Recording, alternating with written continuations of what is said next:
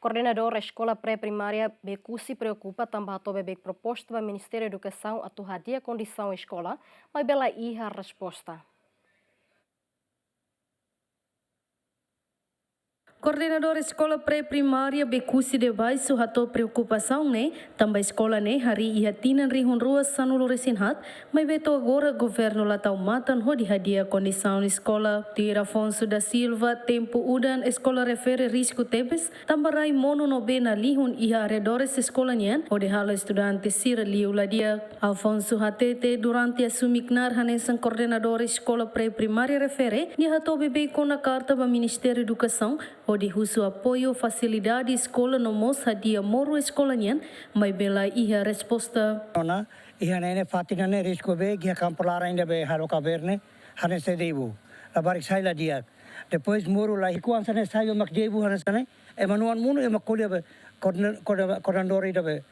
hili me turne hau e mate te be dan sane coordenador ruo no mas hari escola nene hari am halu sam kuto sai ne be ami usan lai hane am kani hosan am bel hadia ami usan lai hane antang mulu katu hala hanumane a foto mai foto semente kau tolo mai aru agar max tulu tan rahene ke tuan mai hene hud hadia tiran ba hadia fali ran ba hare la barse tebe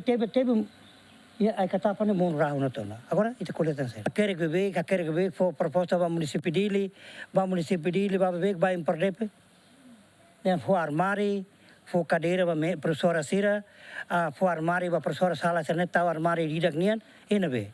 Escola Sirih capital dili nebe maketan risco ia tempo udan mak escola pre-primaria no EBF Bekusi de Baisu, EBF Bekora Raihun no escola ensino secundário geral 4 de setembro balidi. Além de mostrar observação GMN, mobiliário escola nian ia escola ensino secundário geral 4 de setembro, tau date ia liur, hodiloron habai no udan bem kona equipa cobertura GMN.